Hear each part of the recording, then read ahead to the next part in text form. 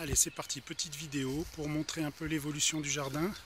Nous sommes fin juin, une semaine avant début juillet. Et donc, à une vue d'ensemble. Ensuite, on va tourner un peu. Donc, on voit que les fleurs ont particulièrement profité.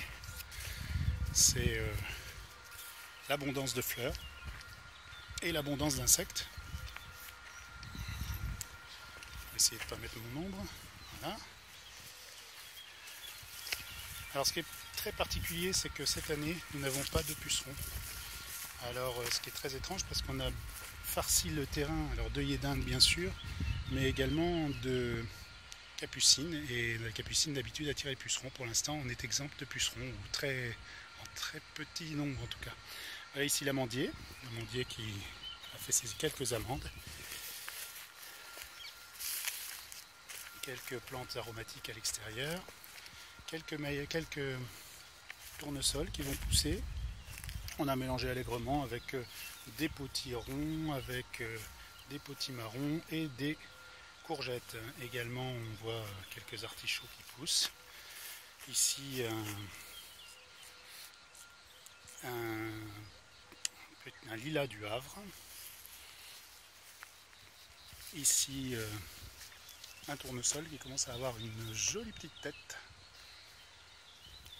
On a également augmenté la barrière en termes de taille et de hauteur de manière à faire pousser les cucurbitacées. Ici le citronnier, qui était déjà jaune et qui n'a pas l'air d'être forcément plus en forme. On a pourtant mis du fer, on a mis de l'azote, on a mis plein de trucs, mais pour l'instant ça n'a pas l'air d'être très heureux ici. Il faut dire aussi qu'il est pile dans l'axe du vent, on a essayé de le protéger, mais visiblement il ne se plaît pas trop ici. Les cannes qui ont fini par prendre. Donc on va maintenant qu'on a fait le tour de J1, eh bien on va rentrer dans J1. Ici également un autre citronnier, citron caviar, n'est-ce pas? Et donc nous voilà dans la butte, alors d'abord dans J1, donc dans la butte sans eau, qui malheureusement n'a pas toujours été sans eau parce que certains fadas, croyant bien faire, ont arrosé en oubliant que c'était notre but expérimental sans eau. On constate quand même que les tomates sont quand même pas vilaines. Si on revient là, on a des belles grappes ici. Voilà, je ne sais pas si on voit. Donc il n'y a pas eu quand même beaucoup d'eau malgré tout. On a enlevé le système d'arrosage automatique. Ici, on a replanté des petits semis. C'est les seuls qui bénéficient d'un peu d'eau au début. Donc on arrose régulièrement ces petits semis qui ont du mal d'ailleurs à prendre parce que on n'arrose pas tous les jours les semis et c'est pas évident par ces chaleurs puisqu'il fait 29-30 degrés en ce moment. Voilà, donc on voit la butte ici qui est bien paillée. Beaucoup de paille. Ah, ici on a une tomate qui est malade, qui est tombée d'ailleurs. Une autre aussi qui est pas encore malade, qui est malade, cul noir. Alors la troisième, comment elle est? Parce qu'elle a rougi. Elle est pourrie aussi. Donc là, on a peut-être un problème sur ce plan. Ça en fait plusieurs. Bah écoute, c'est les premières. On va bien voir ce qui se passe. On va les laisser en tout cas tranquillement dans la butte. Voilà, elles vont se... Ouais, on ne sait pas ce que c'est, mais c'est pas joli. Je sais pas ce que c'est ce truc-là. À suivre. Bon, les autres ont l'air quand même de pousser et de ne pas pourrir. Donc voilà.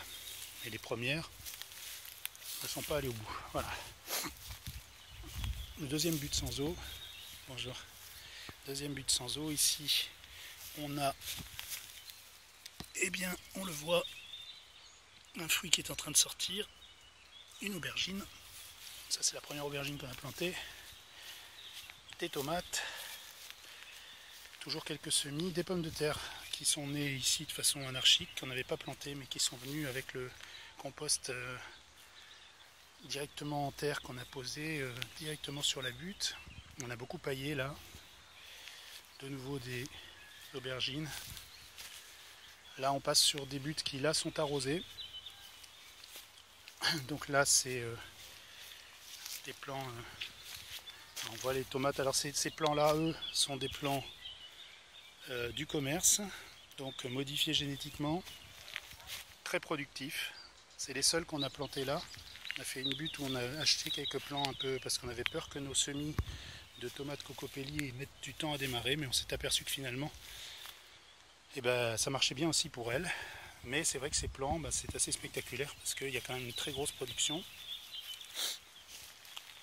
Ici on a un plant de piment qui a été planté l'année dernière et on voit qu'il est reparti. Il s'est pas arrêté.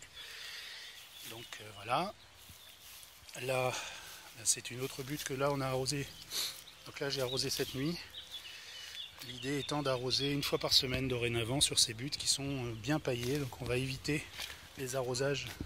Donc une fois par semaine on arrose fortement, c'est-à-dire on arrose une ou deux buttes avec un système